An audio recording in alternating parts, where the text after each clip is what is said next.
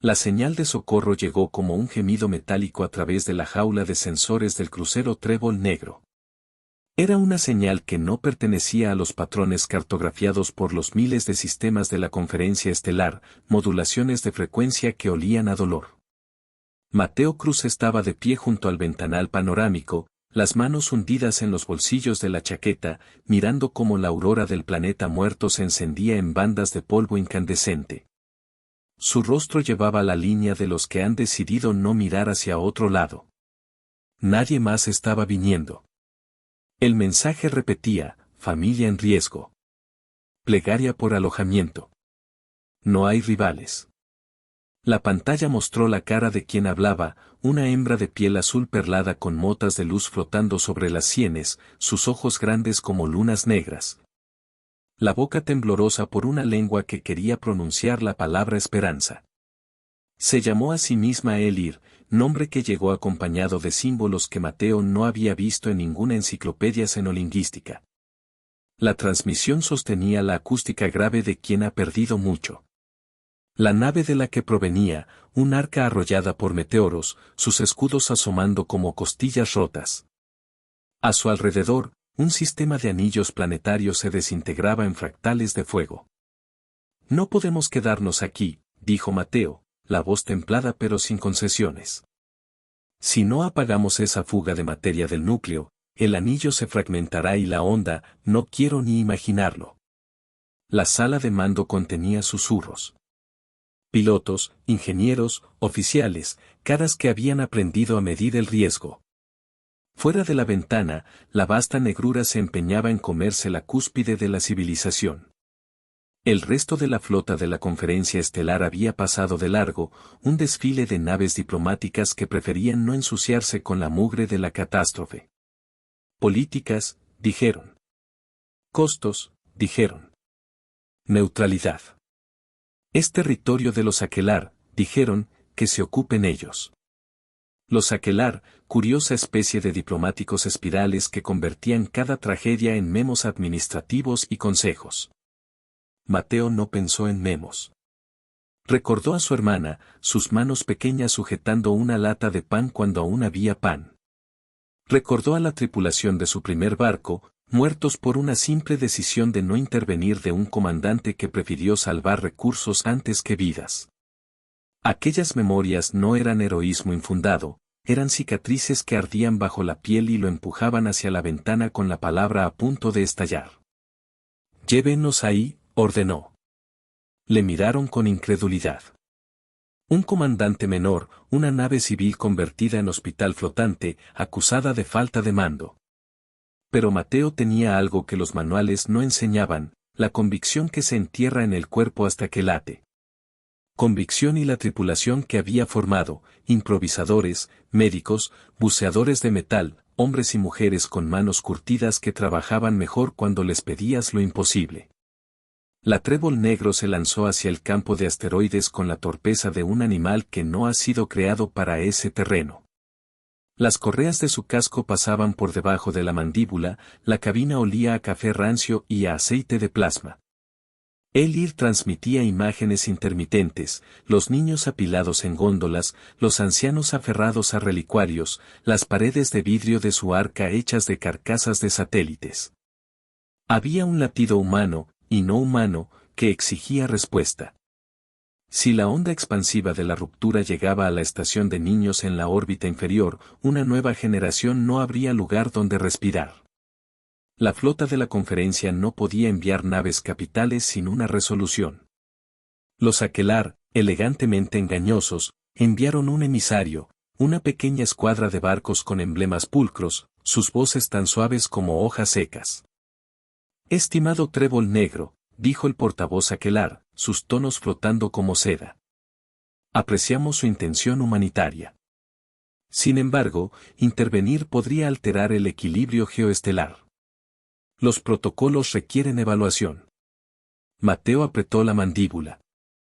Elir apareció de nuevo en la pantalla, una fracción de su cuerpo iluminada por una linterna improvisada, 3 niños abrazados a su cintura, un zumbido de tormentas en las cuencas orbitales.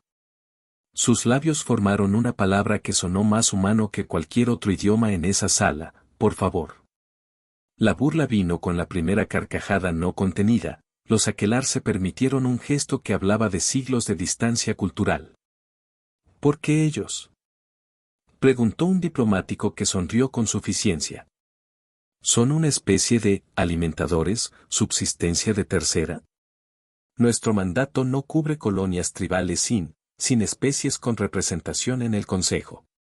La sala se congeló.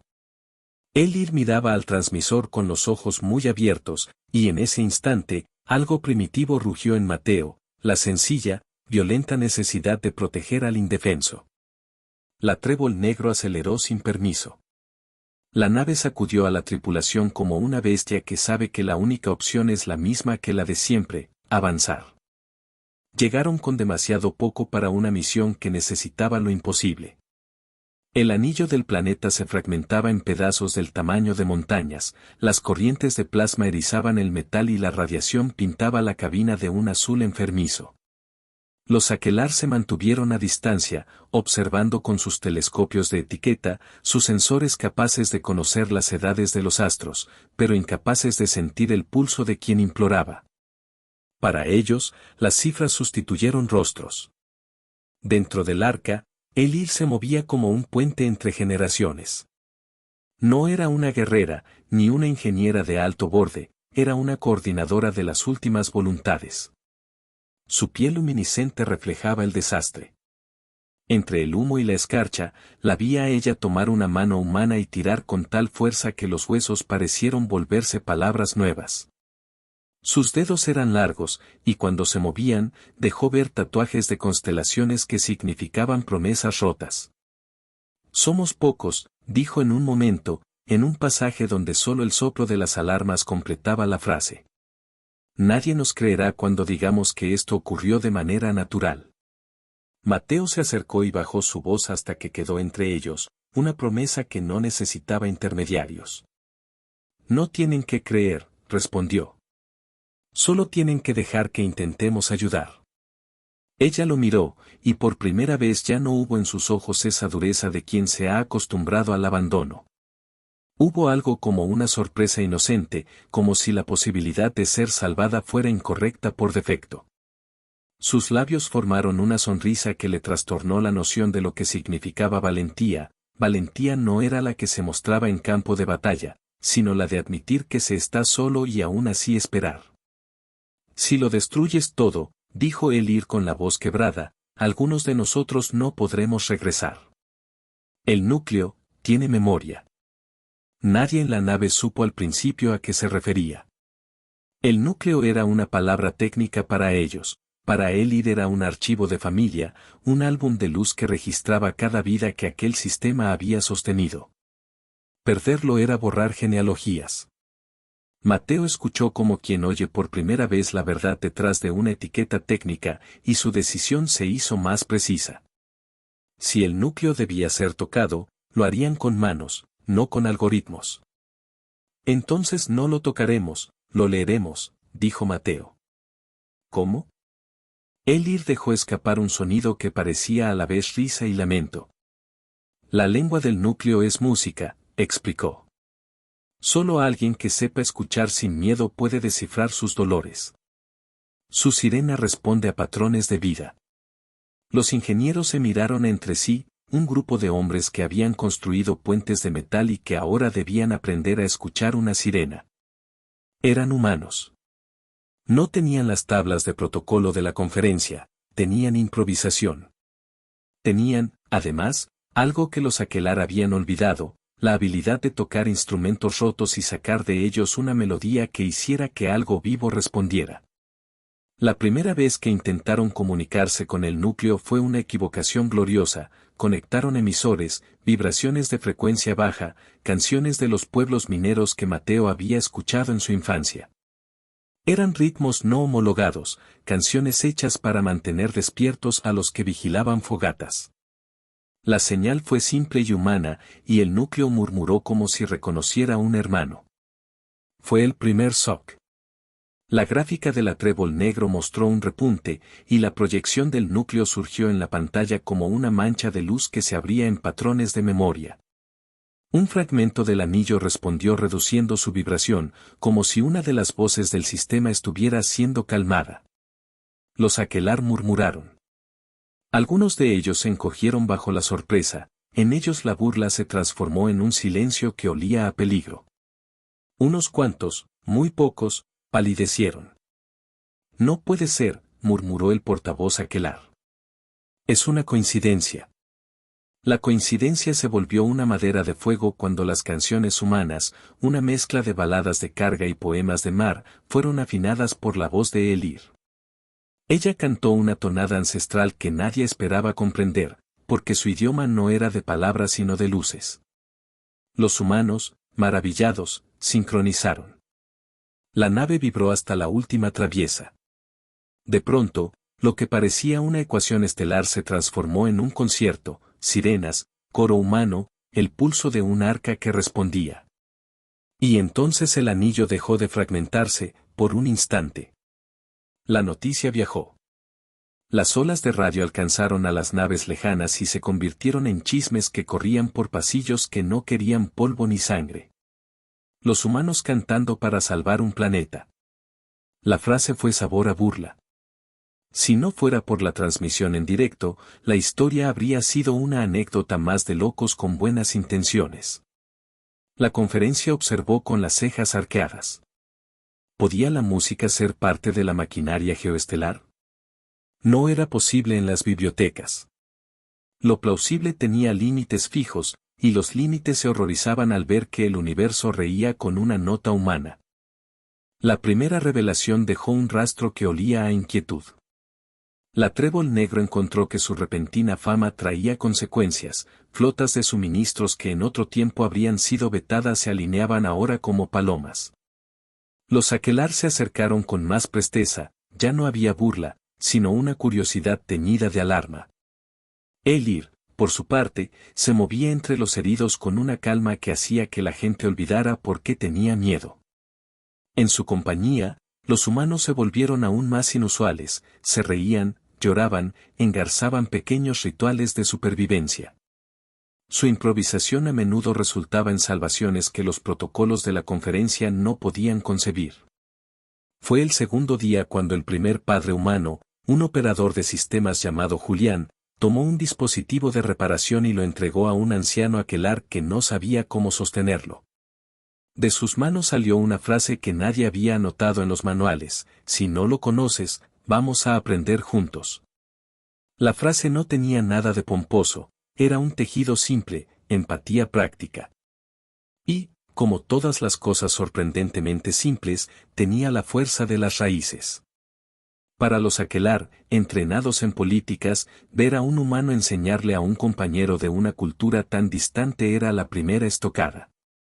No lo entendían, ¿por qué ayudar si no había ganancia política?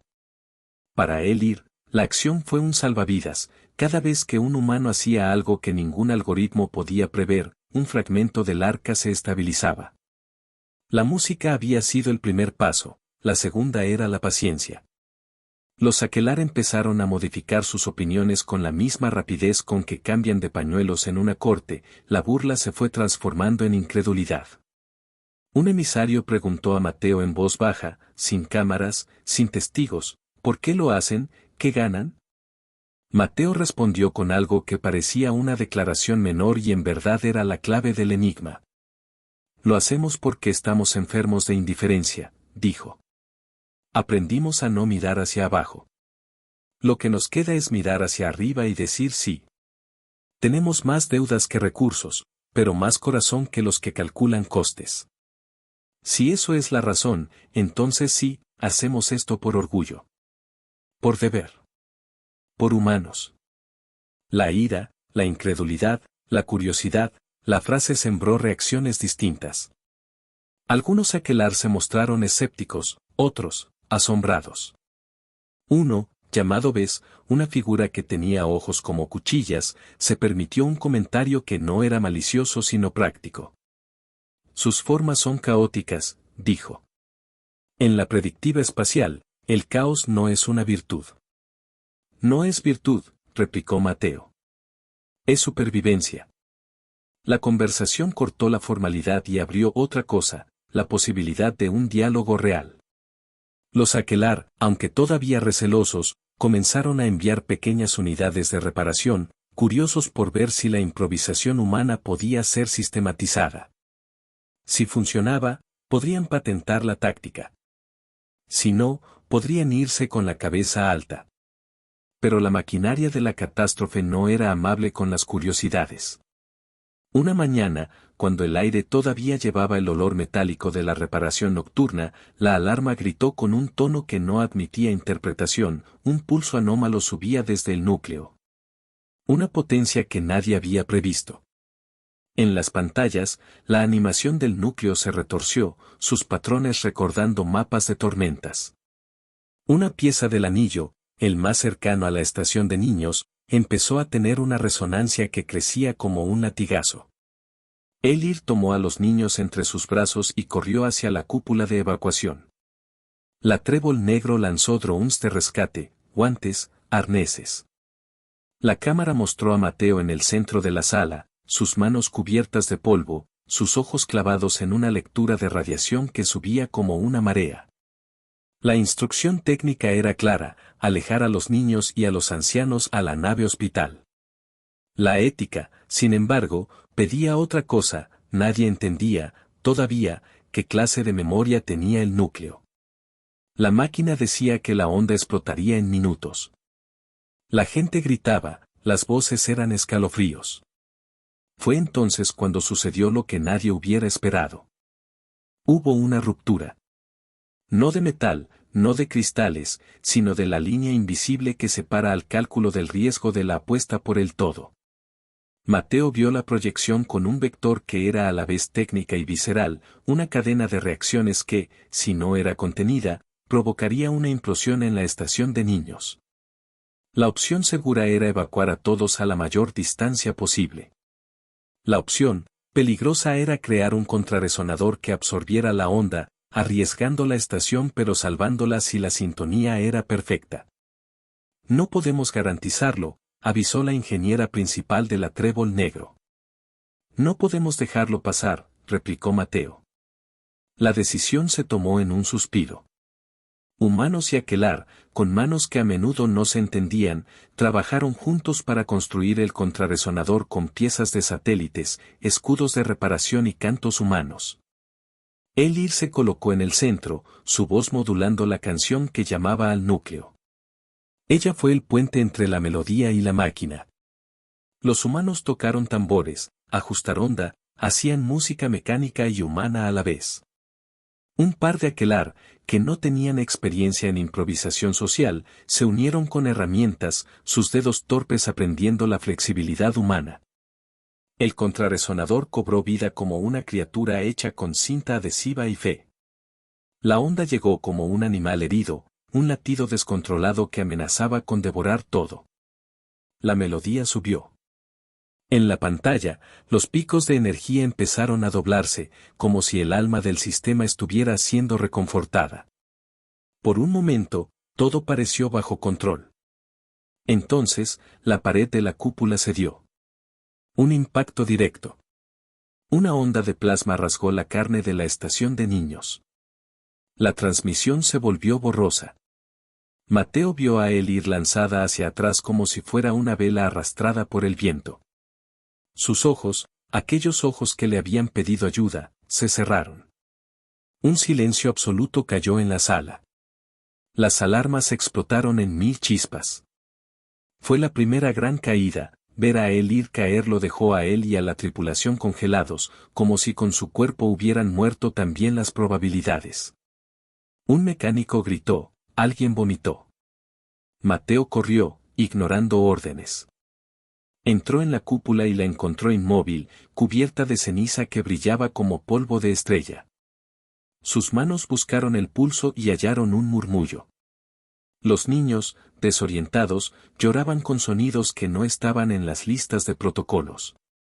Elir respiraba, pero su luz estaba tenue. Necesitamos energía, gritó la doctora. Mateo arrancó un transmisor, abrió un conducto, puso su propia energía corporal, ese pulso que alguien había cultivar en noches de hambre. Puso su mano sobre el pecho de Elir y le habló en un idioma que no tenía reglas. ¿Vas a rendirte aquí?, preguntó con voz rota. Mab, no, Elir. Ella abrió los ojos. Por un instante, sus pupilas fueron pozos de oscuridad absoluta, luego, una rendija de reconocimiento. Sus dedos hicieron un gesto, tomaron su mano.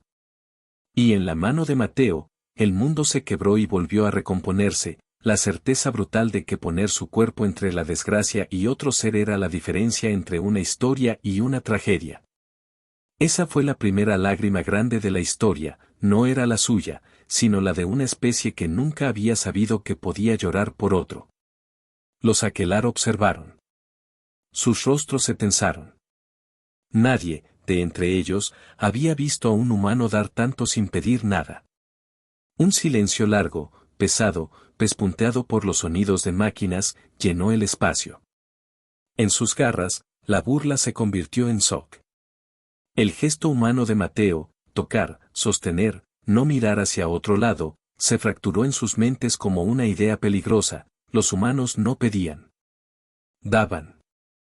Y en ese dar había un peligro. Elir sobrevivió. La estación de niños se salvó gracias al contrarresonador y a un sinfín de acciones improvisadas. Pero el precio no fue pequeño, vidas se perdieron. Mateo encontró a uno de los niños, un pequeño con ojos como perlas, temblando en un rincón. Lo tomó entre sus brazos y sintió que el mundo, por un momento, tenía el pulso de un bebé. Esa escena fue la lágrima que la historia necesitaba. Elir, recuperándose en la enfermería, observó a Mateo abrazando a la criatura. Sus lágrimas resbalaron por su piel luminiscente, y en su rostro había gratitud, dolor y algo parecido al amor. Era, en su forma más simple, la palabra gracias sin traducción. Cuando las cámaras transmitieron la imagen de Mateo en la cúpula, cubierto de polvo y con un niño en brazos, la galaxia se inclinó hacia la pantalla. La narrativa que había sido burla se convirtió en noticia viral: humano sostiene a un pequeño de otra especie. Los Aquelarre se sintieron incómodos. No porque la escena fuera bella, lo era, sino porque no sabían qué hacer con esa belleza que demostraba una capacidad humana que amenazaba viejos equilibrios. Si una especie podía mover a otra por el simple hecho de amar, entonces las políticas de no intervención quedaban desfasadas. El consejo de la conferencia ordenó una reunión de emergencia. La sala principal, de terrazas flotantes y pantallas que contaban historias de conquistas, se oscureció cuando se proyectaron las imágenes. Varios representantes empezaron con comentarios rituales. La voz del portavoz Aquelarre no era la misma que la de antes, había en ella una cordura nueva, salpicada de temor. Lo que ustedes llaman improvisación, dijo el portavoz, es inestabilidad. No podemos permitir que una sola especie altere los equilibrios por capricho sentimental. Mateo escuchó la transmisión. Su rostro seguía marcado por las cenizas del rescate. Le hirvió la sangre al oír la palabra capricho. ¿Capricho era darle pan a un niño del otro lado del cosmos? Sus manos buscaban la figura de Elir en su memoria, esa criatura que había sido burlada y ahora era motivo de debate. Su indignación se convirtió en plan. Si hablan de capricho, murmuró, entonces haremos algo mayor. Se planeó una misión sin pedir permiso: la Trébol Negro, junto a naves aliadas que se habían sumado por inspiración, diseñó una maniobra para reconstruir parcialmente el núcleo. Una intervención que requería tocar directamente la memoria del planeta con tecnologías humanas y Aquelarre combinadas. Nadie en la conferencia aprobó la maniobra. Eso no importó. La historia no es de los que esperan aprobación. Mientras tanto, la relación entre Mateo y Elir se formaba en estrechos pasillos y murmuraciones nocturnas. No era un romance de clichés, era una alianza nacida de la necesidad y la intimidad forjada en salas de operaciones.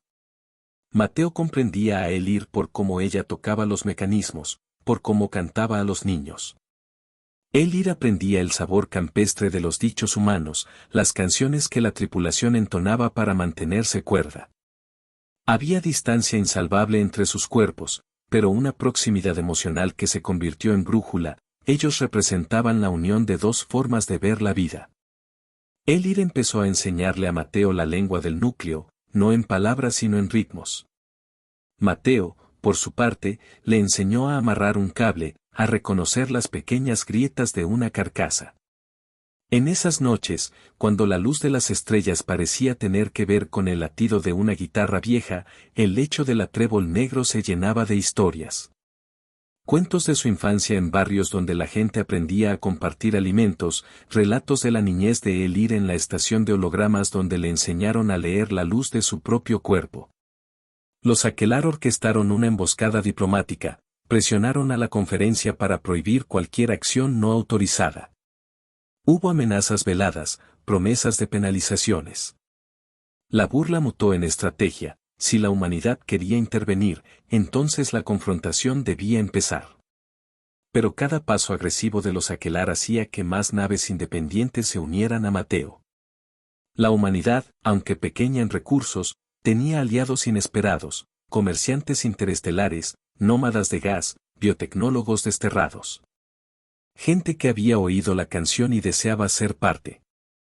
La maniobra final requería precisión. Se necesitó llevar un núcleo artificial, una réplica construida con piezas recicladas y módulos humanos, al corazón del planeta.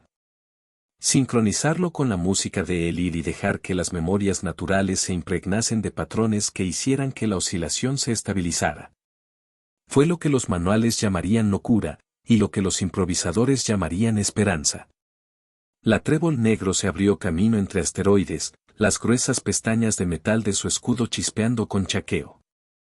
La órbita inferior estaba cubierta por una lluvia de proyectiles metálicos, restos de estaciones destruidas. Mateo, en el puente, tenía la mirada fija en el mapa. «Tendremos 2 minutos», dijo con voz clara. 2 minutos para intentar lo imposible. La tripulación no habló. Cada uno sabía lo que estaba en juego. Elir se plantó en la rampa con un casco improvisado, su piel con vendas donde la batalla anterior le había hecho marcas. Sus ojos se fijaron en los de Mateo por un instante. La palabra que se transmitió no fue hablada. Fue una promesa silenciosa. Entraron en la órbita de la ruina. La nave sacudió como si un gigante golpeara sus costillas. Los drones descendieron, los contrafrecuenciadores se activaron. La música empezó. Al principio era un murmullo, un acompañamiento de coros y tambores mecánicos. La luz del núcleo respondió con pulsos lentos. Y entonces, cuando la sincronía alcanzó un umbral, el núcleo proyectó algo que nadie esperaba, imágenes. No simples datos. Escenas de vidas, jardines en un planetario, mesas con tazones de sopa, un niño tomando la mano de su madre, un hombre tocando una flauta junto a su pareja. Eran fragmentos de una civilización cuya historia estaba siendo no borrada sino tocada. Aquel momento, cuando la proyección del núcleo devolvió recuerdos como si fuera una memoria que se reconocía gracias a la música humana, fue el hard drop de la historia, el shock que dejó mudo al universo. Las cámaras en la trébol negro enfocaron los rostros de los Aquelarre y de los representantes de la conferencia que, a pesar de todo, habían seguido la transmisión. Sus bocas se abrieron. No había en los archivos nada que describiera la emoción pura que se veía en esas imágenes. Algunos comenzaron a llorar. No eran lágrimas de tristeza, eran manifiestos de admiración, de vergüenza, de reconocimiento. La onda que intentaban controlar respondió a la música con una calma que pudo ser llamada alivio. Las estructuras que se habían tensado tomaron un respiro. Al final del acto, cuando la última nota se disolvió en el espacio, la órbita se dejó caer en un nuevo equilibrio. La estación de niños tembló, pero permaneció en pie. El conjunto de la operación había costado vidas y piezas, pero salvó un núcleo que ahora cantaba en nuevos tonos. Fue el triunfo que eriza la piel, no una batalla contra un enemigo, sino la victoria de la colaboración. En la sala del consejo, el ambiente fue otra cosa.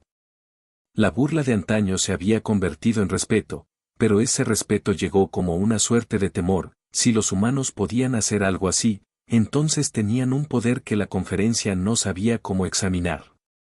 El portavoz Aquelarre se puso de pie, su voz era grave. Hemos sido testigos de algo insólito, dijo. La humanidad ha demostrado una facultad que no se puede delegar a los manuales. Hemos actuado con frialdad. Es posible que hayamos errado.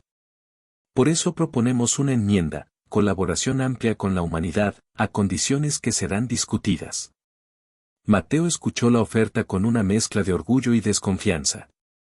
La política siempre venía con ganchos, la gratitud, con condiciones.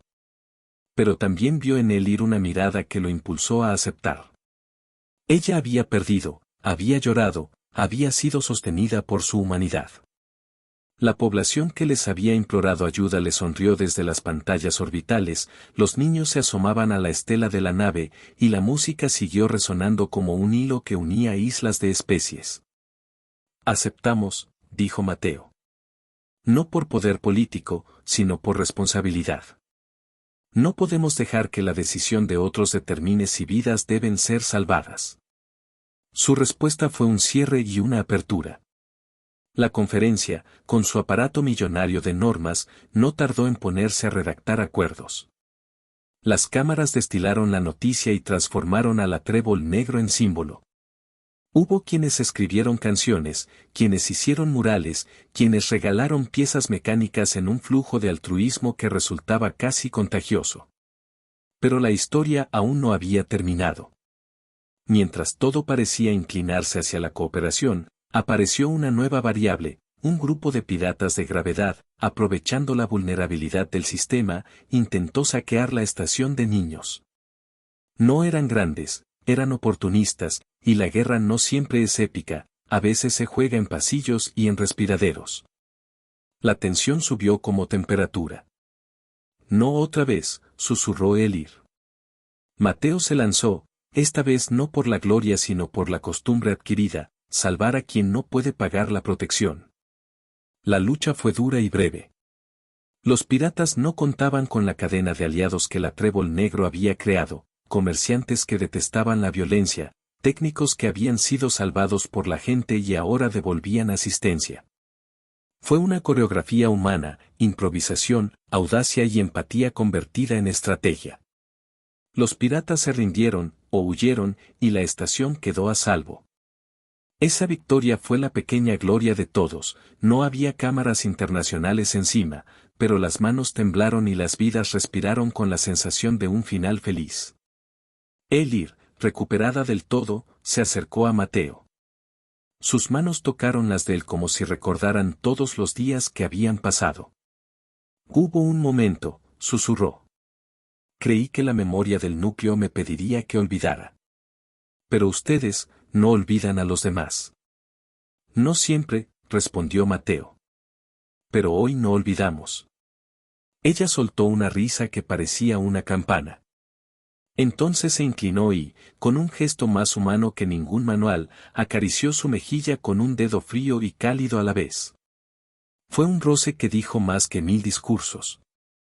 No se proclamó amor con palabras enormes, fue la intimidad que nace después del desastre, una promesa de continuar.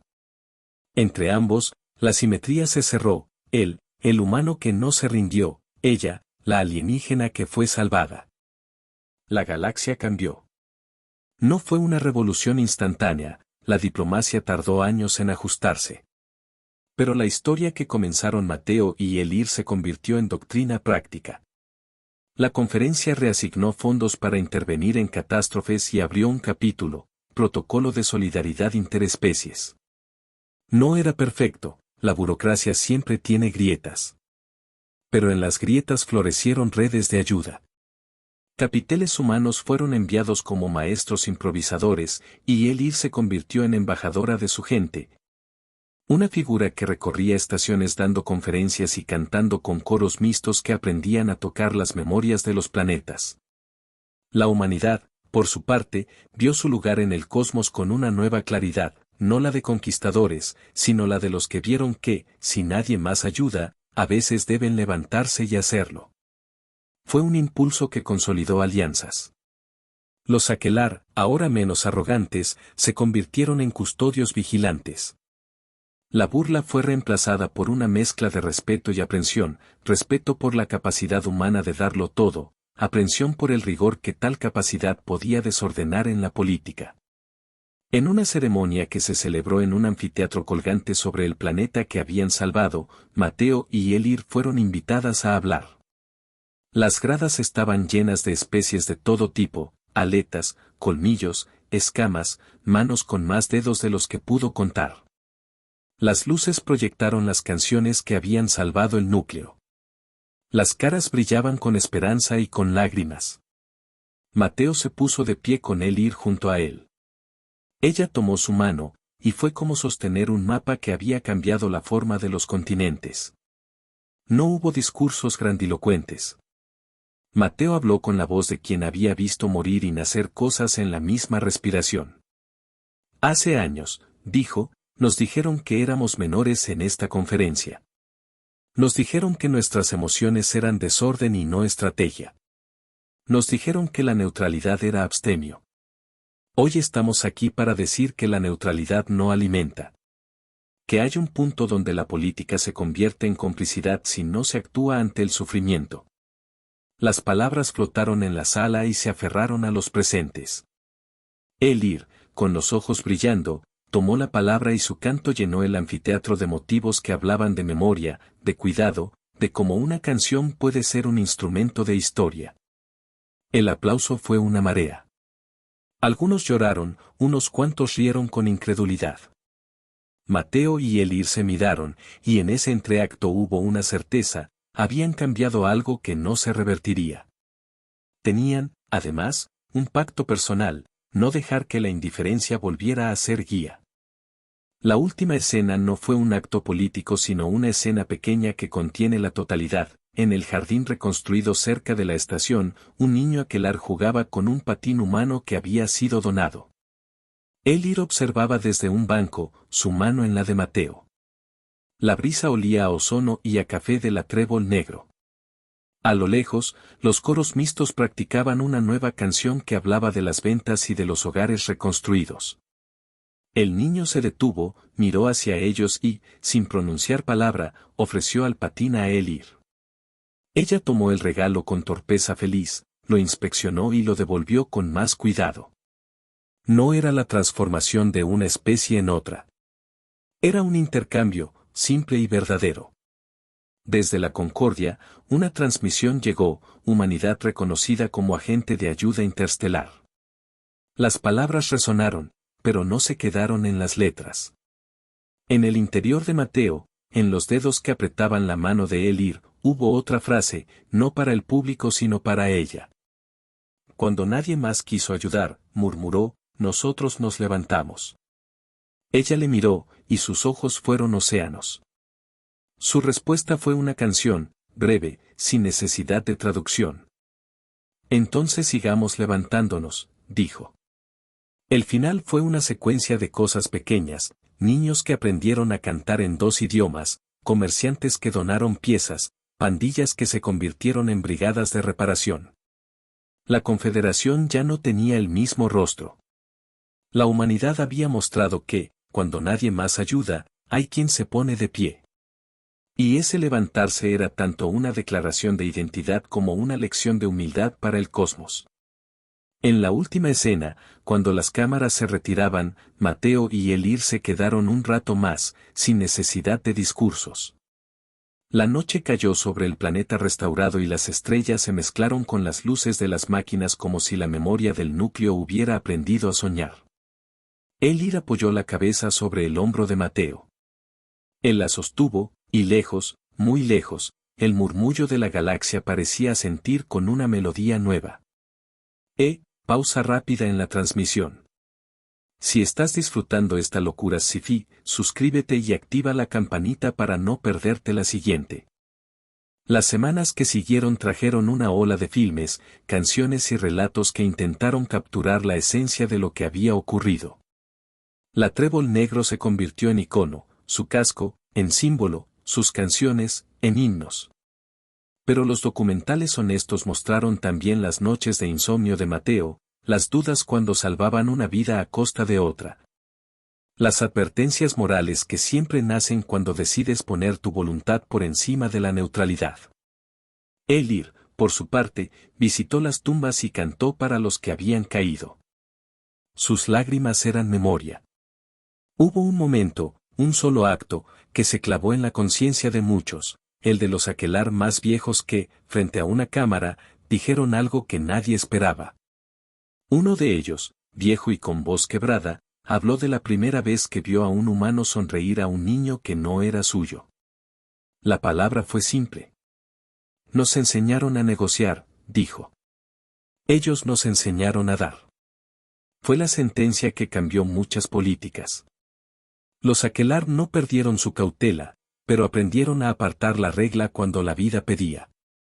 Y la conferencia, lenta como un coloso, comenzó a entender que en el tejido social de la galaxia había un hilo de humanidad que, una vez tirado, podía recomponer estructuras.